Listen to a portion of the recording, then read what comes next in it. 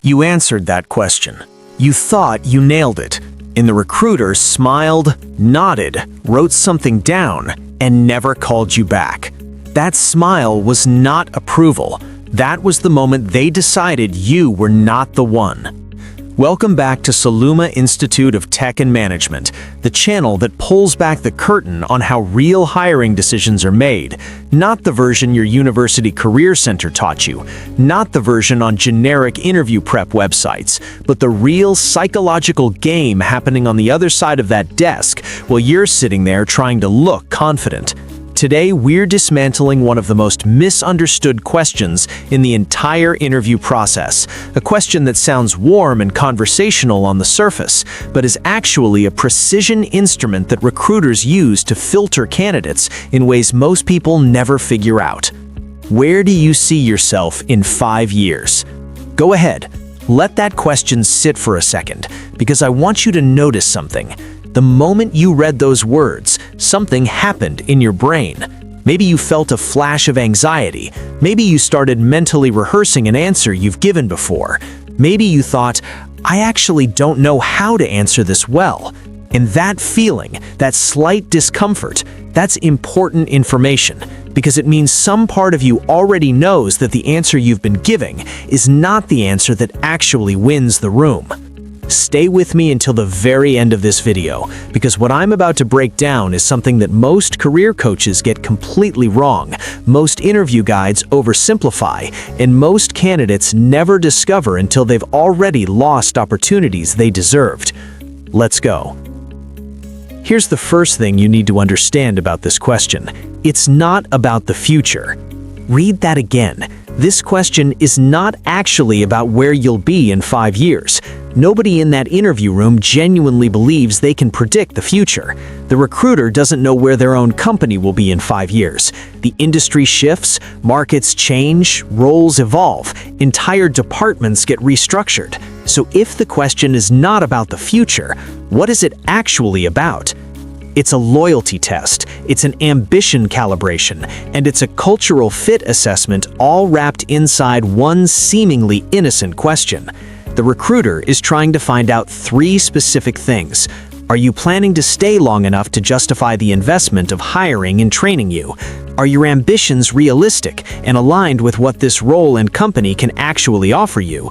And do you have enough self-awareness and direction to be someone worth betting on? That's the real question. 3 questions disguised as one. And the reason most candidates fail it is not because they're not ambitious enough or not self-aware enough. It's because they answered the wrong question. They answer the literal version, where will you actually be in 5 years? Instead of the psychological version, can I trust that hiring you is a smart long-term decision? So what do most people say? Let me tell you exactly what's happening in interview rooms right now, across the world. Candidate after candidate walking in, sitting down, and delivering one of 3 answer types that quietly eliminate them from consideration before the interview is even halfway through. The first type is the overambitious answer. In 5 years, I see myself in a senior leadership position, ideally running my own team or moving into a director-level role. Sounds confident, right? Sounds like someone who knows what they want. But here's what the recruiter actually hears. This person is going to be frustrated if they're not promoted quickly. They're going to be a retention risk. They might try to move into a role we're not ready to offer them yet, and when we can't deliver that, they'll leave. Flag raised, concern noted, moving on. The second type is the vague non-answer. I just want to keep growing and developing my skills and contributing to a great team. Safe, inoffensive, forgettable. This answer tells the recruiter absolutely nothing about who you are, what drives you, or whether you have any real sense of direction. It's the professional equivalent of saying, I don't know, in the most polished way possible. And polished uncertainty is still uncertainty. The third type is the accidentally honest answer. Honestly, I'm not sure yet. I'm still figuring out my path. Now, look, I respect that kind of honesty in real life, but in an interview room, that's a gift to every other candidate competing for that seat, because while you're being authentically uncertain, someone else is being authentically prepared, and prepared beats authentic in a competitive hiring process almost every single time. Here's the uncomfortable truth. Recruiters are not looking for the most honest answer. They're looking for the most strategically intelligent answer. In strategic intelligence in an interview is not about deception. It's about understanding what the question is really asking and responding to that with precision. Now, here's something that most people watching this video will never hear anywhere else. And this is the part where everything starts to shift. The 5-year question has a hidden scoring dimension that almost no candidate accounts for. It's called alignment proximity.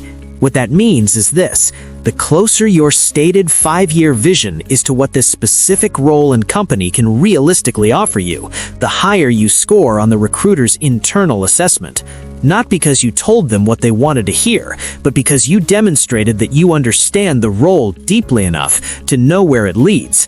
That depth of understanding signals preparation, and preparation signals seriousness. And seriousness is exactly the quality a recruiter needs to feel before they're willing to put their professional reputation behind recommending you for hire. So the framework I want you to internalize is what I call the ACA method. Anchor, connect, aspire. First, anchor your answer in the immediate value you intend to bring to this specific role in the short term. Show that your first focus is mastery of where you are, not a rush toward where you want to be. Second, connect that short-term mastery to the natural growth trajectory that this role and company already offers. You're not inventing a path. You're describing the path that already exists and positioning yourself as someone walking intentionally along it. Third, aspire, briefly, confidently, without overreaching, toward a broader professional contribution that aligns with the company's direction and your genuine long-term goals. Anchor, connect, aspire. 3 moves, 1 answer. 0 alarm bells. Let me show you exactly what this sounds like in practice. 3 sample answers, 3 different candidate profiles, all of them using ACA. All of them designed to make a recruiter lean forward instead of lean back. Sample answer 1. This is for the early to mid-career professional entering a specialist or technical role. In the immediate term, my focus over the first year or 2 would be to genuinely master the technical depth this role demands. I want to move past competence and into real expertise, the kind where I become a reliable resource for the team, not just someone who can do the job, but someone who elevates how the team approaches the work. From there, I see myself naturally moving into a position where I can take on more complex projects and possibly mentor newer team members, because I believe the best way to consolidate your own knowledge is to teach it. In 5 years, I'd love to be in a role where my technical contribution is also connected to strategic input, helping shape how this team or this function evolves. I'm not fixated on a specific title. I'm focused on a specific level of impact, and I believe this role is the right foundation to build that from. Notice what that answer did. It started grounded, mastery first, not promotion first. It showed self-awareness about how growth actually works. It expressed ambition through contribution rather than position. And it ended with a statement that tells the recruiter this person is here for depth, not a stepping stone. Every one of the recruiter's 3 internal questions just got answered cleanly. Sample answer 2. This is for the professional transitioning into a new industry or making a strategic career pivot. 5 years from now, I want to be someone who is genuinely recognized in this industry for the quality of their thinking and the results they produce. Not just someone who made a successful transition, but someone who brought a perspective from outside that added real value precisely because it was different. In the short term, I know I have a learning curve, and I'm completely committed to that curve. I'm the kind of person who invests heavily in the early stages, because I know that the foundation determines everything that comes after it. What I bring from my previous background is a set of problem-solving instincts and cross-functional experience that I believe will become more valuable, not less, as I deepen my knowledge of this field.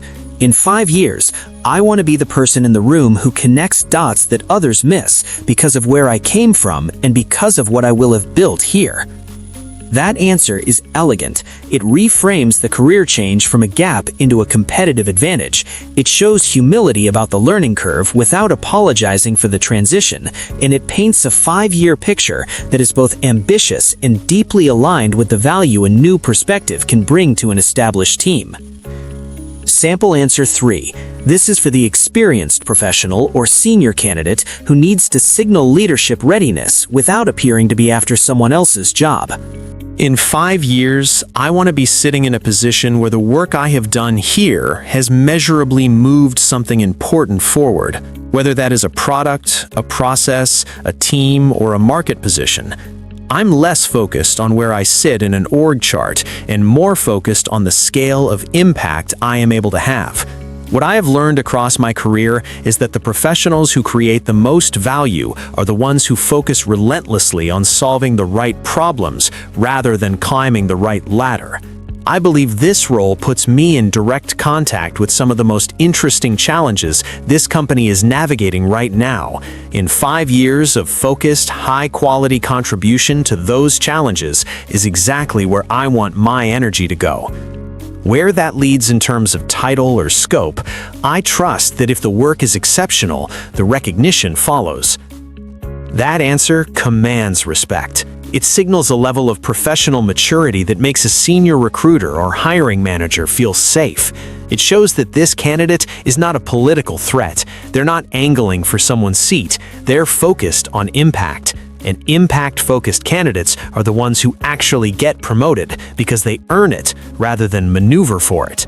Now, here's the part most people skip, and this is costing them even after they've prepared a great answer: the delivery. You can have the best constructed 5-year answer in the room and still lose points if you deliver it in a way that sounds scripted, rehearsed, or disconnected from your own genuine conviction. The goal is not to memorize an answer. The goal is to internalize a direction. When you truly know what you're building toward, even if the specific path is uncertain, you can speak about it with a calm confidence that no amount of memorization can replicate. Recruiters have heard thousands of answers. They can feel the difference between someone reading from internal auto-cue and someone speaking from a place of genuine self-knowledge. So here's the practical step I want you to take before your next interview. Sit down quietly, no phone, no distraction, and answer this question for yourself honestly, not for the recruiter, not for the camera, not for anyone else. Where do I actually want to be in 5 years? What kind of work do I want to be doing? What kind of professional do I want to have become? Write it down in plain language. Then use ACA to shape that honest answer into a strategically intelligent one. You're not changing the truth. You're learning how to present the truth in a way that serves both you and the person sitting across from you. That is not manipulation. That is communication. And communication is a skill, one that you are building. The 5-year question is not a trap. It never was. It's an invitation to show the recruiter that you're not just reacting to opportunities as they come, that you're someone who moves through your career with intention, with self-awareness, and with a genuine sense of direction. Those qualities are rare, and they're exactly what every serious hiring manager is hoping to find when they ask that question. You now have the framework. You have 3 powerful answers to model and make your own. You know what the question is really asking, how to align your answer with the recruiter's hidden scoring criteria, and how to deliver it in a way that feels real rather than rehearsed. That's everything you need. If this video shifted something for you, if it changed the way you think about this question or about interviews in general, hit like right now. That one action helps this content reach more people who are sitting in the same position you were in before you pressed play. Leave a comment below. Tell us what role you're preparing for. Share the 5-year answer you used to give, or let us know which of the 3 sample answers resonated most with your situation. We read every comment, and your responses directly shape what we create next. And if you're not yet part of the SolumaInstitute of Tech and Management, subscribe now and turn on notifications. Every week we bring you the kind of recruiter-level insight, interview psychology, and career strategy that most professionals spend years learning through rejection and missed opportunity. You don't have to learn it the hard way. You came into this video with a question you weren't fully sure how to answer. You're leaving with a framework, a strategy, and a level of clarity that puts you ahead of most candidates walking into interview rooms right now. 5 years from now, the decisions you make today will have already shaped everything. Make one of those decisions right now. Prepare better, think deeper, and walk into every opportunity knowing exactly what you're building toward. That's not just interview advice, that's how careers are made. Go build yours.